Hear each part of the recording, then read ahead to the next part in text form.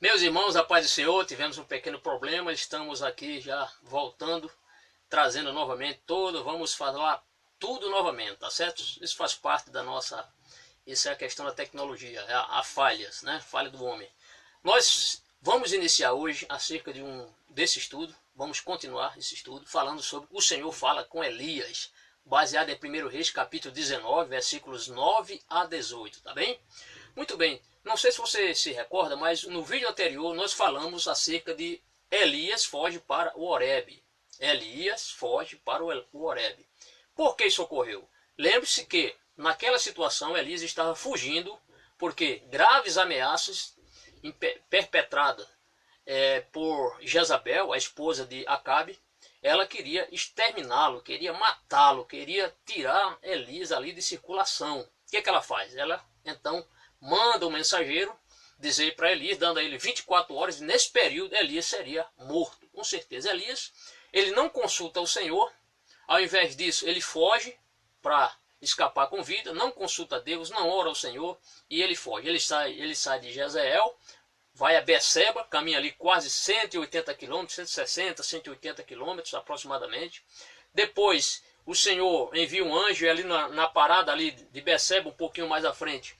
Ele é acordado e ali acontece outras situações a respeito da sua dormida. O anjo toca, ele acorda, ele alimenta-se. Com aquela comida ele caminha 40 dias e 40 noites, sempre na direção sul, rumando para o Monte Sinai ou o Monte Horebe. Então ele faz um percurso de quase 300 quilômetros para ficar isolado. Por quê? Porque ele estava fugindo de Jezabel para não ser morto. Né?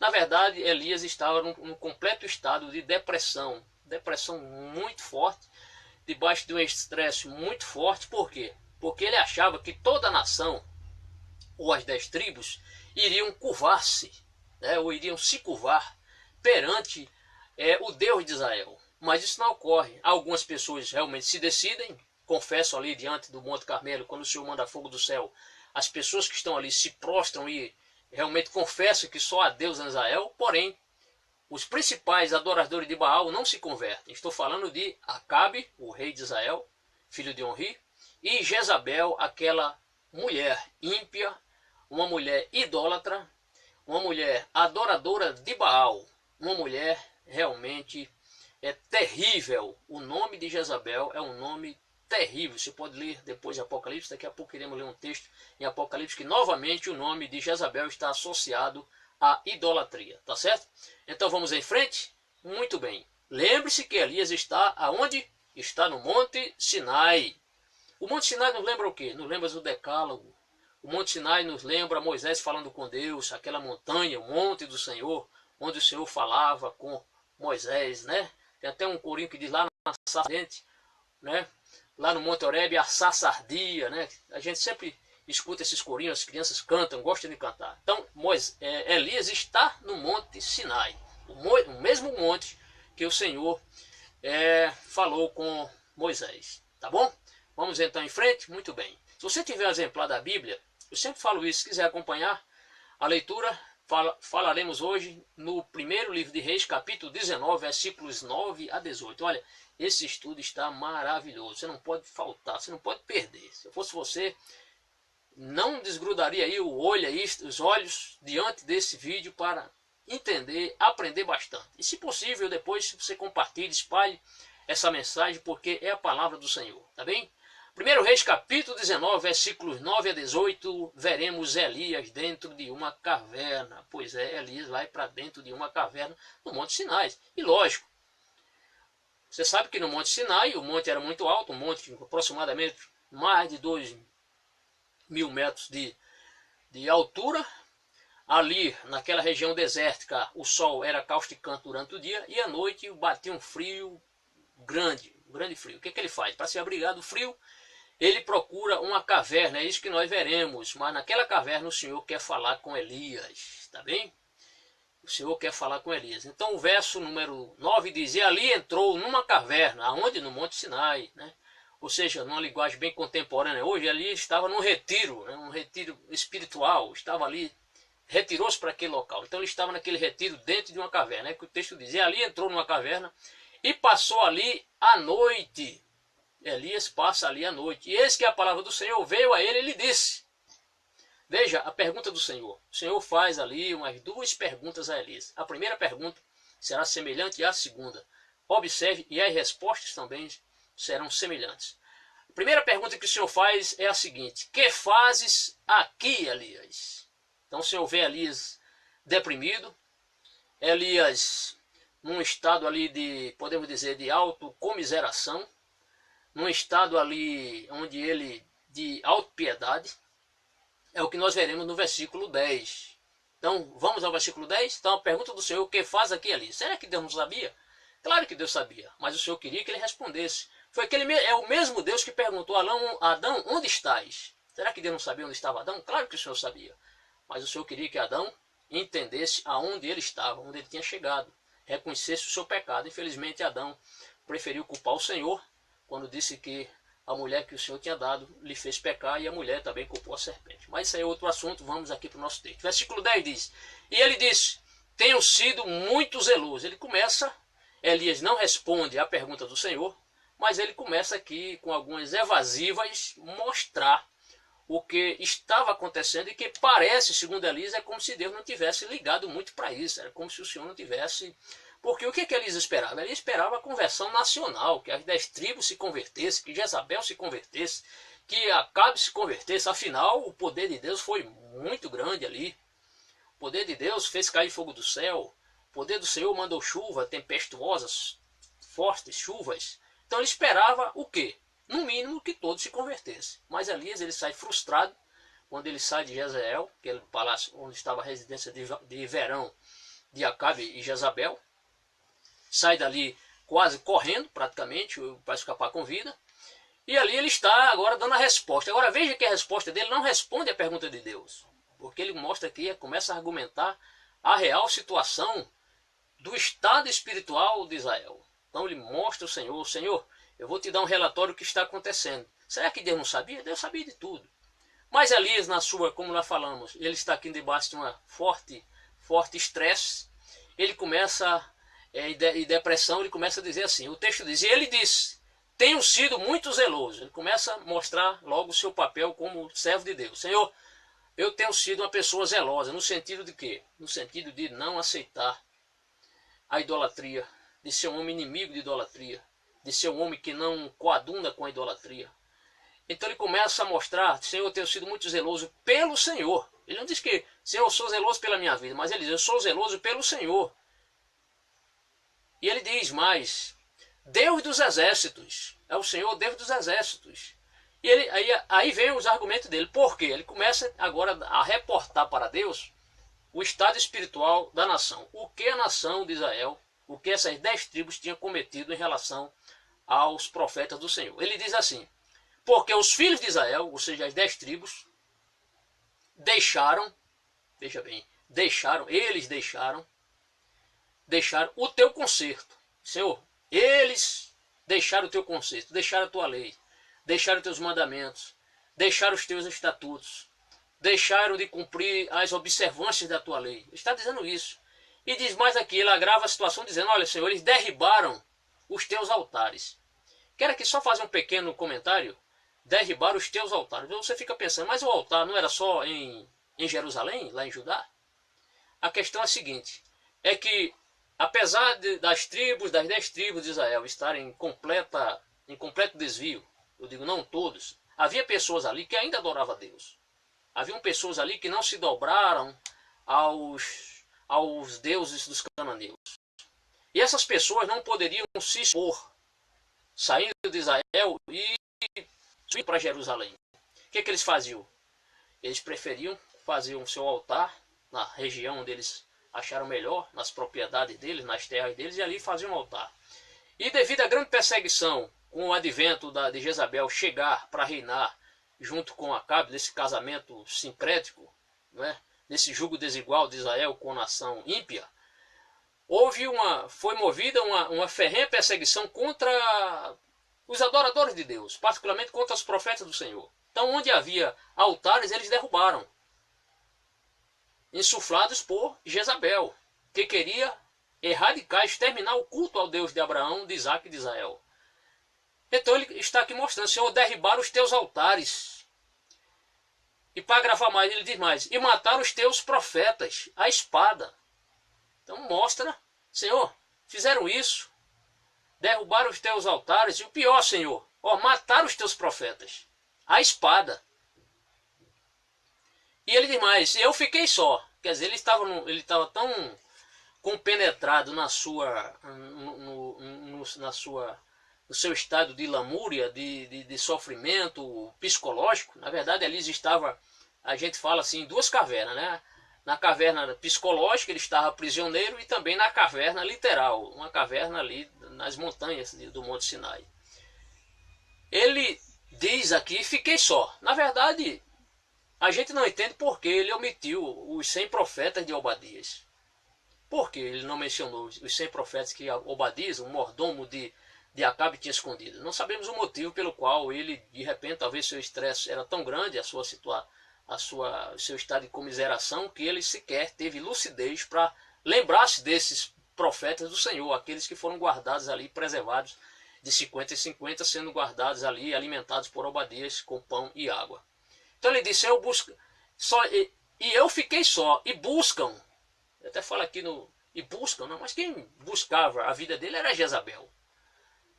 A minha vida para me tirarem. Então ele está dizendo, Senhor, estão me perseguindo, querem tirar minha vida. Como se estivesse reclamando, Senhor, tu vistes o que tu fizeste através de mim. Tu me usaste para orar e pedir fogo, e tu respondesse. Senhor, eu orei e tu mandaste chuva. Senhor, naquela corrida eu cheguei até na frente de Jezreel, cheguei ali em Jezreel primeiro do que Reacabe. Senhor, me desse vitória, tua mão estava sobre mim. Mas, Senhor, é como se Deus disse, Senhor, não estás vendo o que estou passando? Estou aqui fugindo, estou como fugitivo de uma mulher ímpia que está querendo tirar minha vida, Senhor. É como se Deus, se não bastasse, já mataram tantos profetas teus e agora só resta eu e ainda querem tirar minha vida, Senhor. É como se ele dissesse, Senhor, e agora? O que vai acontecer? Né? Tu irás usar quem agora para fazer tantas coisas a fim de erradicar a idolatria de Israel? O que tu vais fazer? Ele começa, a gente entende dessa forma. E buscam tirar minha vida. Este nome Jezabel, nós falamos que está associado à idolatria. Se você abrir a Bíblia em Apocalipse capítulo número 2, já está aqui previamente já separado o texto, quando o Senhor dá aquela mensagem à igreja de Tiatira, ouça como o nome de Jezabel está associado à idolatria. O texto diz, Apocalipse 2, verso 20, mas tenho contra ti o tolerares que Jezabel, mulher que se diz profetiza, ensine e engane os meus servos, para que se prostituam e comam dos sacrifícios da idolatria. Estou mostrando que o nome de Jezabel está também associado com a idolatria de Israel e agora na igreja de Tiatira também.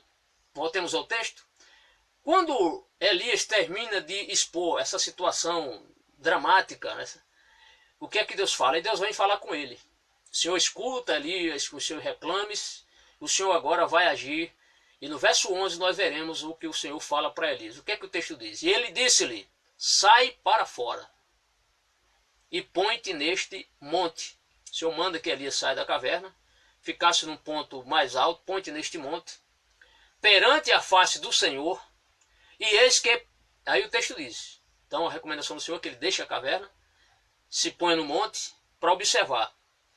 Neste momento, o que é que acontece? Aí vem, é o que nós veremos agora, Deus dá uma demonstração dramática, podemos dizer assim, do seu poder. Né? A gente vê que Deus vai usar a natureza aqui para mostrar, para ensinar Elias aqui, algo tremendo, algo maravilhoso. Então aqui nós veremos aqui o seguinte, e eis que passava o Senhor. Então na hora que o Senhor manda Elias sair da caverna, nesse mesmo momento o texto diz, e eis que passava o Senhor, como também um grande e forte vento. Então o primeiro sinal que o Senhor mandou foi um grande e forte vento. Eu fiquei a imaginar Elias, porque as pessoas leem a Bíblia e às vezes com uma certa rapidez não atenta para a riqueza de detalhes. Você vai observar que Elias só saiu da caverna depois que aconteceu esses 3 portentosos sinais enviados pelo Senhor. Então, primeiro, ele ainda está na caverna. Por quê? Porque aconteceu o quê? Um grande, e eis que passava o Senhor um grande e forte vento. Então veio aquele forte vento sobre aquela região ali, naquele momento. E o texto diz que fendia os montes e quebrava as penhas. Naquela região do Sinai, é uma região muito pedregosa. Pedras, desde as pequenas pedras até pedras enormes, pedras muito grandes. Então, com certeza ali houve desmoronamentos. O texto aqui mostra essa situação, essa questão da avalanche. Quebravam as penhas. Então a pedra se partiu, certamente muitas pedras ali rolavam. Elias estava ali naquela caverna vendo tudo isso, assistindo tudo isso. E o texto diz que esse forte vento fendia os montes e quebrava as penhas, ou seja, as pedras se partiam ali. Então era um barulho muito forte. Porém, com este barulho todo, não havia mensagem nenhuma de Deus para ele. Mensagem falada, não havia mensagem, não houve mensagem. O vento era forte, o vento era tremendo, a Bíblia fala um forte vento, porém não havia mensagem. Né? O que acontece muitas vezes, tinha muito barulho, mas não tinha mensagem. Às vezes acontece isso nas igrejas. Há muitos barulhos, muitos movimentos, mas não há mensagem. E aí o povo fica com fome, não é verdade? Então o forte vento que fendia os montes e quebrava as penhas diante da face do Senhor. Aí o texto diz, porém o Senhor não estava no vento. Ou seja, não havia mensagem nenhuma. Mas o Senhor estava usando o quê? A natureza, que estava ao dispor do próprio Deus, aquele mesmo Deus que fez para o mar se abrir, ele mandou um forte vento para soprar sobre as águas. Novamente aqui veremos a natureza a favor de Deus, porque o Senhor é o Criador da natureza e de tudo, agindo para dar uma grande lição ao profeta Elias. Então o texto diz, quebrava-se os montes, fendia-se os montes e quebrava as penhas diante da face do Senhor. Porém, o Senhor não estava no vento. O Senhor não estava nestes grandes sinais. Então, já vimos que o Senhor mandou um forte vento. O texto continua, e depois do vento, um terremoto. Aí o Senhor manda agora, depois do vento, um forte terremoto. O texto diz, também o Senhor não estava no terremoto, ou seja, não havia palavra alguma. Tinha barulho, tinha tremor de terra, mas não tinha uma palavra que consolasse o profeta, ou que mostrasse ao profeta como é que Deus também trabalha. Deus estava mostrando aqui que ele poderia usar a natureza a seu dispor quando ele quisesse, para mostrar portentosos sinais para que as pessoas até se convertessem, o que possivelmente levasse as pessoas à conversão. Mas Deus queria mostrar aqui para Elias que não era só através daqueles sinais, não foi só através não seria apenas o fogo que faria com que Acabe confessasse que o Senhor era Deus de Israel. Precisaria algo, não só aquilo. Elias achou que aquele grande poder de Deus em mandar fogo, em mandar forte chuva, seria suficiente para alguém se converter. Porém o Senhor vai mostrar a Elias que nem sempre os grandes milagres levam as pessoas a uma decisão para Cristo ou para Deus. O texto mostra.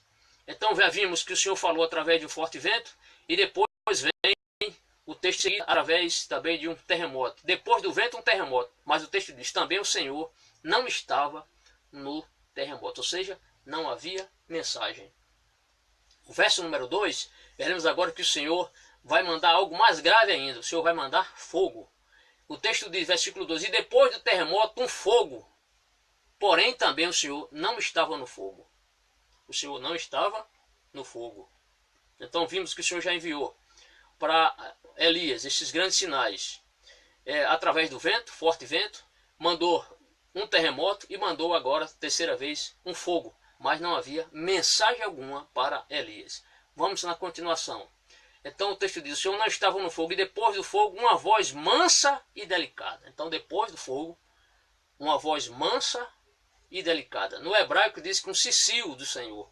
É como se fosse uma voz inaudível, falando com calma, aquela voz terna de Deus falando ao coração de uma pessoa que o procura. Então é o que nós veremos aqui. Muitas vezes a palavra do Senhor, para ela converter alguém, o Senhor ajuda essa pessoa através do Espírito Santo falando ao coração da pessoa. E não apenas uma questão de sinais, grandes sinais. Então depois do terremoto, um fogo, porém o Senhor não estava no fogo.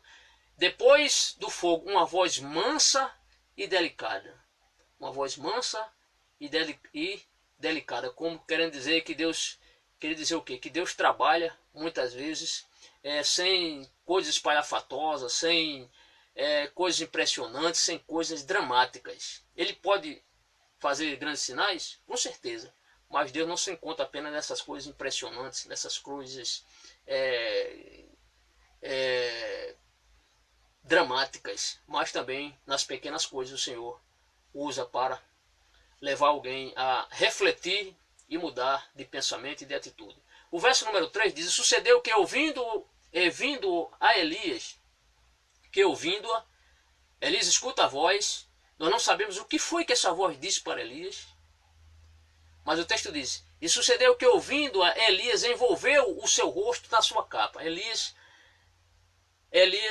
ao ouvir aquela voz mansa, suave, o que é que ele faz? Ele ali no momento de introspecção, ele pega a sua capa, é a primeira vez que ele menciona aqui a capa de Elias, ele se cobre com aquela capa, como se dissesse, como um sinal de temor, por ouvir Deus falar diretamente para ele. E o texto diz que, e saiu para fora, e pôs-se, vamos ao versículo, e pôs-se à entrada da caverna. Então perceba que na hora que o Senhor manda Elias sair da caverna, imediatamente o Senhor manda esses grandes sinais. O Senhor manda o vento, manda o terremoto e manda o fogo. Após tudo isso ocorrer, eu creio que isso aí foram coisas repentinas, rápidas, ocorreram. Elias então, ele sai da caverna, é o que o texto diz, saiu para fora e pôs-se à entrada da caverna. E ali, o Senhor fala com ele novamente. O texto diz: eis que veio a ele uma voz que dizia: que fazes aqui, Elias? Novamente aquela voz falando para Elias.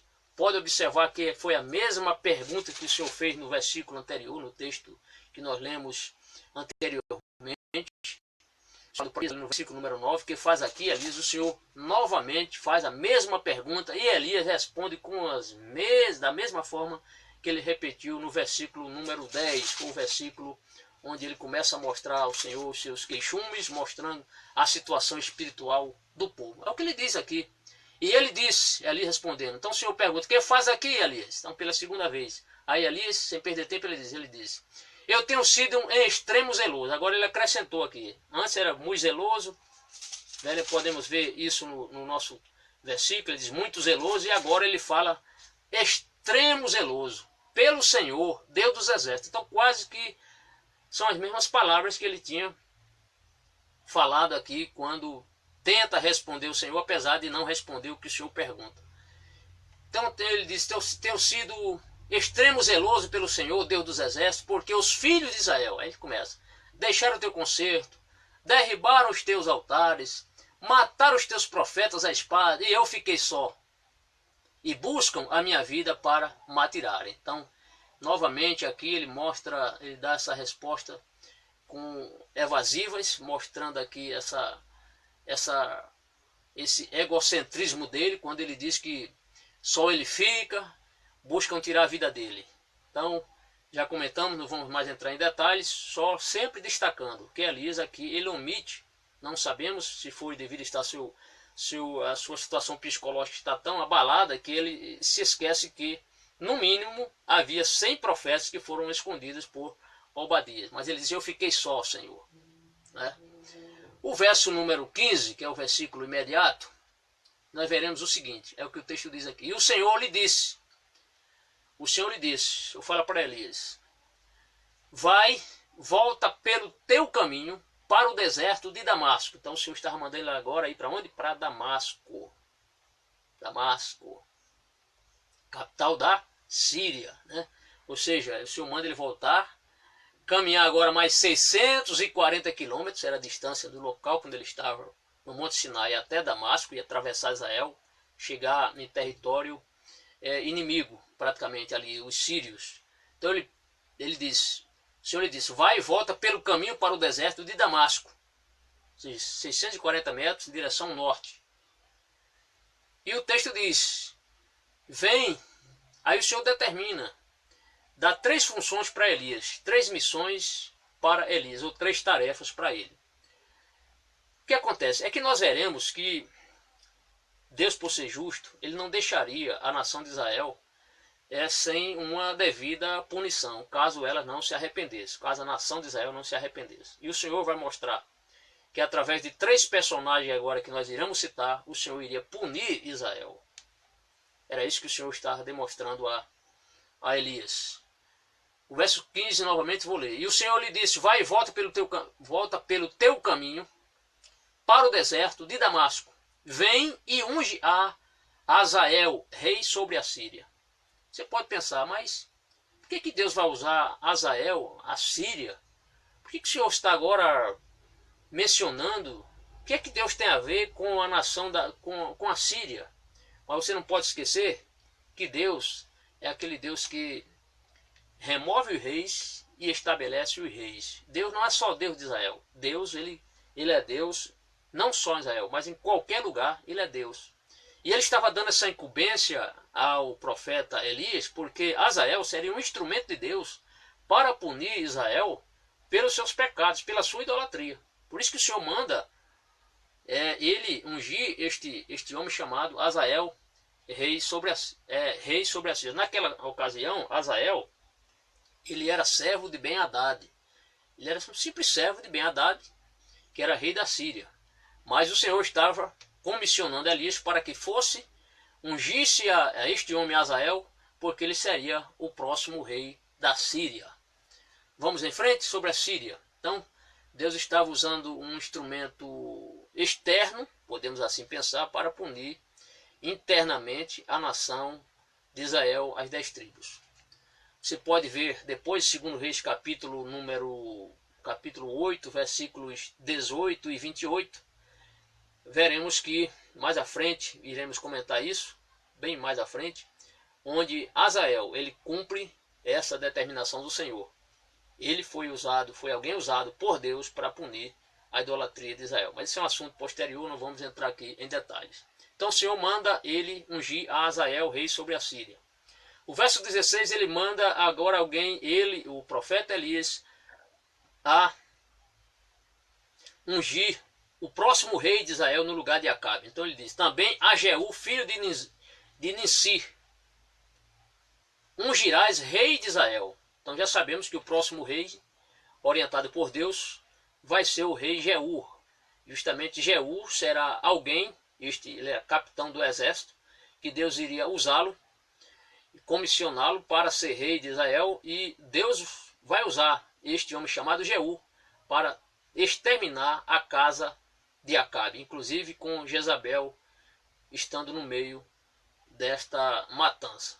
Foi o instrumento usado por Deus para exterminar a casa de Acabe, Jeú, um capitão do exército. Também a Jeú, filho de Nissi,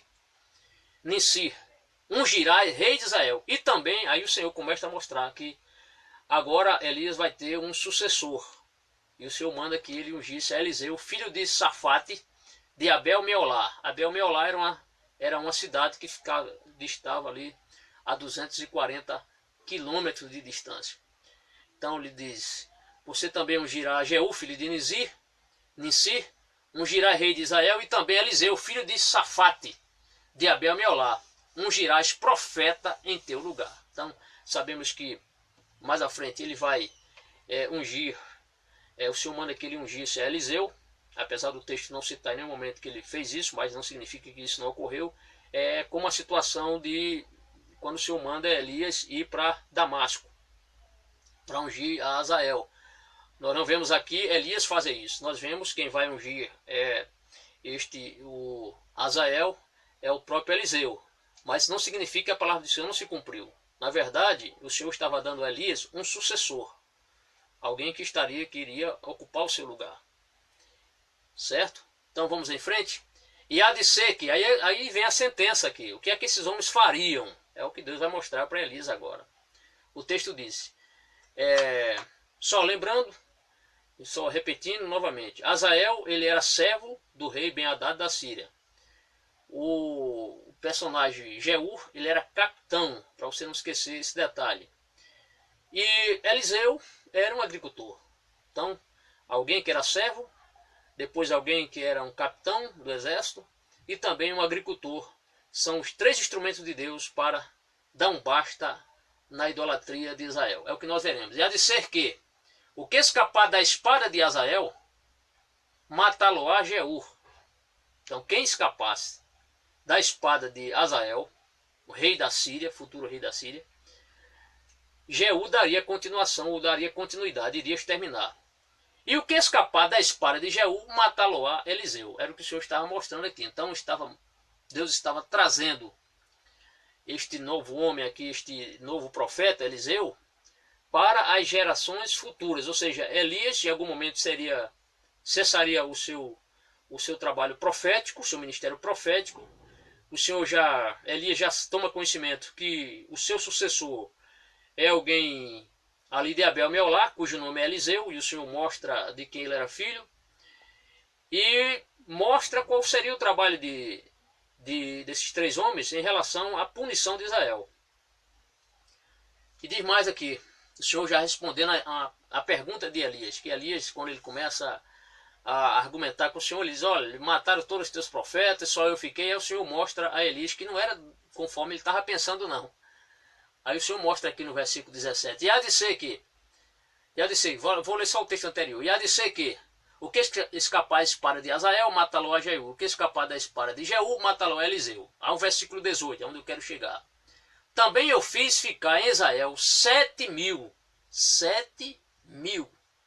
todos os joelhos que não se dobraram a Baal, e toda a boca que não o beijou.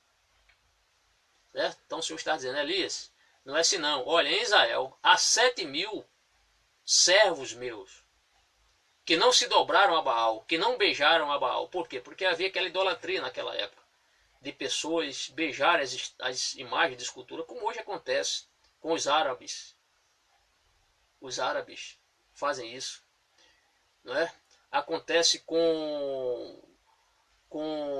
na Itália, onde os católicos ali da Itália, ou pessoas devotas ali, ao chegar diante da imagem de São Pedro, que representa São Pedro, as pessoas beijam os pés ali, como se estivesse beijando o próprio Pedro. Então, idolatria. Então, o Senhor estava mostrando que em Israel, nas 10 tribos, haviam pessoas que não se dobraram a Baal e boca que não beijou a Baal. Era isso que o Senhor estava mostrando. Então, Elias não estava só. Ele pensava que estava só, mas o Senhor disse, olha, tem 7.000 lá que não se curvaram a Baal, que não adoram a Baal, que não beijaram a Baal. É o que nós vemos aqui nesse texto. O versículo, nesse versículo 18, nós podemos ainda entender o seguinte, é que Deus estava mostrando aqui a Elias, que havia homens em Israel que criam no Deus Todo-Poderoso, que eram homens que não se dobraram, eram homens que não se sujeitaram podemos até dizer, aos desejos de Jezabel. Eram homens que não concordavam com aquela forma de reinado, onde destronariam o Deus de Israel para colocar um Deus vulgar, um Deus chamado Baal. Então Elias precisava saber disso. Ele achava que estava sozinho, mas ele não estava só. Deus estava ali com esses homens. Estes homens eram homens que adoravam a Deus. Podemos entender também que Deus, com essa quantidade de homens e de pessoas, Deus ali tinha um remanescente. Eu achei interessante que Paulo, na epístola de Paulo a Romanos, capítulo 11, versículo número 4, Paulo fala acerca desta situação, desses homens aqui que não se dobraram. Vamos ler o texto? Vamos ler em Romanos capítulo 11, diz assim, Paulo conhecia esse texto, que foi que ele escreveu. Ele diz assim, digo, pois, porventura rejeitou Deus o seu povo? De modo nenhum. Porque também eu sou israelita, da descendência de Abraão, da tribo de Benjamim. Deus não rejeitou o seu povo, que antes conheceu. Ou não sabeis que a Escritura diz de Elias, ele faz referência a esse ponto aqui, como fala a Deus contra Israel, dizendo, Senhor, mataram os teus profetas, derribaram os teus altares, e só eu fiquei, e buscam tirar a minha alma. Ao versículo 4 ele diz, mas que ele diz a resposta divina, reservei para mim 7.000 varões que não dobraram os joelhos diante de Baal. Então, mostrando aqui, Elias conhecia esse texto, colocou na sua epístola aos Romanos esse texto para mostrar que havia sempre, Deus sempre tem um remanescente fiel que não se dobram aos desejos dos deuses estranhos, ou das pessoas que adoram deuses estranhos. É isso que ele está mostrando aqui nesse texto. Há também um importante na enciclopédia de Wesby, um ponto muito interessante que eu gostaria de ler sobre essa questão, nesse ponto final, ou até mesmo de todo esse texto que nós lemos, mostrando aqui a questão da simplicidade de Cristo, o seu sacrifício. Ele diz o seguinte, ele diz assim, ó, o Dr. J. Oswald Sanders, ele diz: os sussurros do Calvário são muito mais poderosos. Os sussurros do Calvário, ou seja, as palavras de Cristo, são mais poderosas do que o trovão dos sinais para conduzir os homens ao arrependimento. Então, os sussurros do Calvário são mais poderosos do que o trovão do Sinai para conduzir os homens ao arrependimento. Vejam que Elias esperava o arrependimento nacional, que todas as 10 tribos aceitassem, ou se arrependessem e voltassem para o Deus de Abraão, de Isaac e de Israel. Mas isso não ocorreu. Elias ficou como que decepcionado com o seu ministério.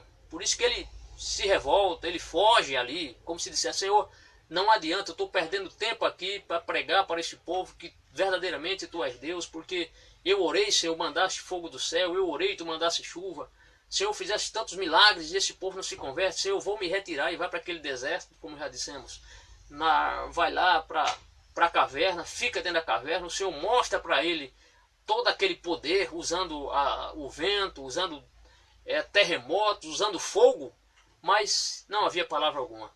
E para falar o coração precisa da ação do Espírito de Deus falando aos corações. É isso, por isso que o texto, nós acabamos de ler, que as palavras na cruz, elas são mais poderosas do que os fortes trovões do Sinai para converter os homens. Que essa palavra faça, enquanto guarida no seu coração. E se em algum momento de desespero você sentir-se isolado, saia da caverna, apresente seu caso a Deus e Deus com certeza vai lhe ajudar, vai lhe amparar, vai andar com você, vai lhe dar vitória. Mas precisamos sair da caverna. E lembre-se de uma coisa, para Deus salvar alguém, não é necessariamente haver grandes milagres, grandes sinais. Porque na época de Jesus, as pessoas se convertiam, aliás, as pessoas seguiam a Jesus, não para se converter, muitas delas eram só para comer pão e comer peixe de graça.